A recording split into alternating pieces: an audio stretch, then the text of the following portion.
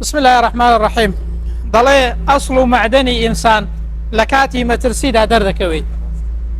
ئینسان کە لە خۆشیدا جاری وا هەیە خوای گەورە لەبیر دەکات، بەڵام لە ناخۆشیدا لەبەرەوەی ئینسان لەسەر فیترەتی ئیسلامەتی دروست بووە، لە ناخۆشیدا ئینسان هاوار دەکاتە خوای گەورە.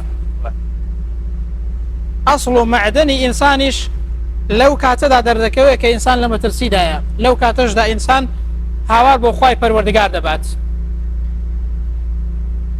دەڵێ پیاوێک کە ئیماندار نەبوو، مسلمان نەبوو، پێشتر یعنی هیچ ئەرکێکی دینی جێبەجێ نەدەکرد و مسلمان نەبوو، لە تارەیەکی بە پەڕۆشوتی بەربووە، کاتێک کە بەربووە بە قەدەری خوای گەورە لە ناو دەریایەکی کەوتە سەر بەلەمێکی سوبحان الله. ئەو پیاوە دەگێڕیتەوە، دەڵێ لە کاتێکدا کە زۆر مەترسیم هەبوو کە لەسەر بەحرەکەی بەربوومەوە، نەمدەزانی کە دەکەومە سەر بەلەمەکەی بە قەدەری خوای گەورە، زۆر ناڕەحەت بووم.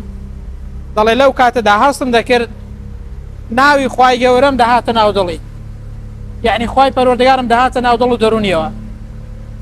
جا سوبحان الله لەو کاتە ناڕەحەتەیدا کە ناوی خوای گەورەی دێتە ناو دڵی و ئەوانە بەردەبێتەوە سەر بەلەمێکی، دەکەوێتە ناو بەلەمێکی.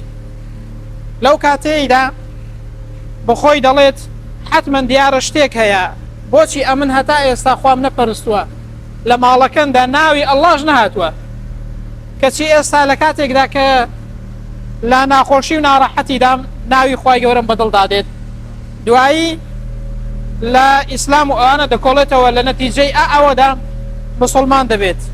دەڵێ دیارە حتمما شتێک هەیە، بۆچی ئەمن خوام نەپەرستووە، بەس لە کاتی ناخۆشی و ناڕەحەتیدا خوای گەورەم دێتە ناو دڵ و دەروونەوە. بۆیە ئەوەمان پێ دەڵێت کە بەڕاستی ئەسڵی ئینسان لەسەر فیترەتی ئیسلامەتی دروست بووە. ئینسانیش کاتێک دەکەویتە ناڕەحەتی خوای گەورەی چاکتر دێتە بیرێ، بەڵام پێغەمبەر دەفەرمێت تعرف إلى الله في الرخاء يعرفك في الشدة. ئەتۆ لە کاتی خۆشی و شوێنەییدا خوای گەورە بناسە، خوای گەورەش لە کاتی ناخۆشی و ناڕەحەتیدا لە فریاد دێت. خوای گەورە فریامان کەوێت لە هەموو کاتێکدا و لە قیامەتدا و لە ناو گۆڕدا ئینشاء الله.